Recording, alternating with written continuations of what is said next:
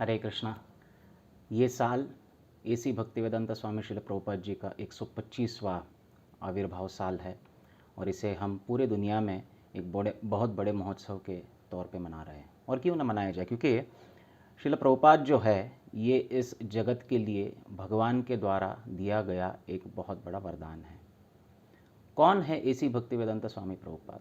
इनका जन्म 1896 1 सितंबर 1896 में कोलकाता शहर में हुआ। एक बंगाली परिवार में उनका जन्म हुआ और जन्म होते ही जब उनकी कुंडली दिखी गई तो ये ज्योतिष ने तय किया था या उनकी कुंडली देखकर बताया था कि ये आगे जाकर एक बहुत बड़े सन्यासी होंगे और पूरे विश्व में कृष्ण भक्ति का प्रचार करेंगे। तो उनके आविर्भाव का कारण बहुत ही जाना माना था और पहले से तय था, भगवान के द्वारा प्रदत्त और प्रतिष्ठित ये भक्त है।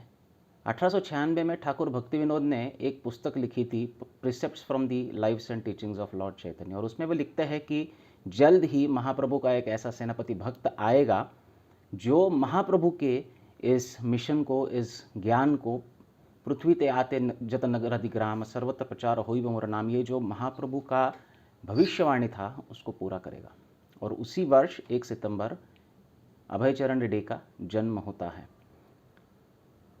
जब वे अपने गृहस्थ से संन्यास लेते हैं, अपने गुरु की आज्ञा का पालन करते हुए अंग्रेजी में प्रचार करने हेतु वेस्टर्न कंट्रीज़ में या पश्चिम देशों में, पाश्चात्य देशों में वो निकल पड़ते हैं और वहाँ असभ्य हिप्पी लोगों को हरे कृष्ण महामंत्र, उसकी महिमा, श्रीमद् भागवत और भगवद गीता के ज्ञान का प्रचार करते हैं।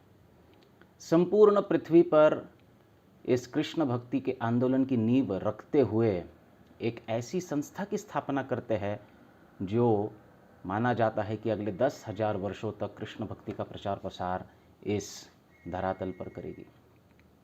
ये तो बहुत बड़ा वैश्विक दृष्टिकोण है देखने का, लेकिन व्यक्तिगत रूप से प्रभुपाद ने मुझे क्या दिया या हमको क्या दिया, ये जानना बहुत ज़रूरी है। प्रभुपाद ने एक गटर में पड़े हुए मुझ जैसे कीड़े को उठाकर, साफ सुथरा कर कर, शुद्ध बनाकर, ज्ञान प्रदान कर कर एक ऐसे आसन पर रख दिया जहाँ पूरी दुनिया एक भक्त का सम्मान करती है। ऐसे चरित्र को हमको प्रदान किया, ऐसी शिक्षाओं को हमको प्रदान किया, ऐसे ग्रंथ और उनके तात्पर्यों को हमको प्रदान किया जो त्रिभुवन में कहीं भी प्राप्त नहीं हो सकते हैं।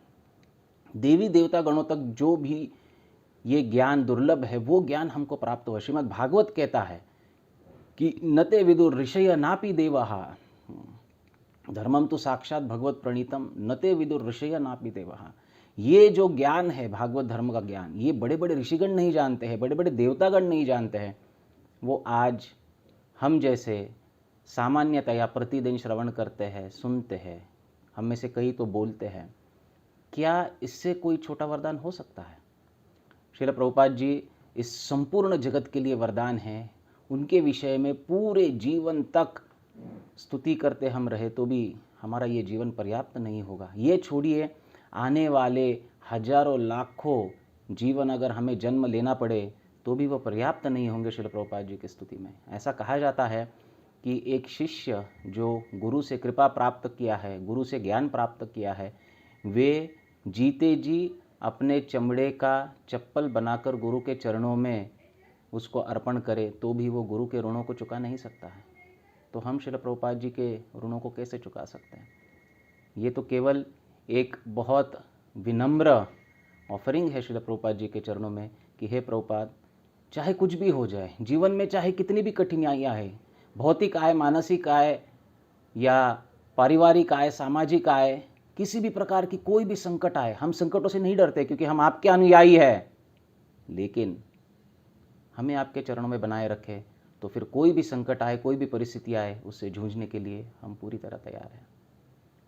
और इस भौतिक शरीर को त्यागने के पश्चात कृपा करके भगवान के धाम में हमें ले जाने की कृपा कीजिए, क्योंकि यही आपका वाक्य है और यही आपके वचन है कि आप आपके अनुयायियों को जैसे कैसे भगवान के धाम तक अवश्य ले जाएंगे।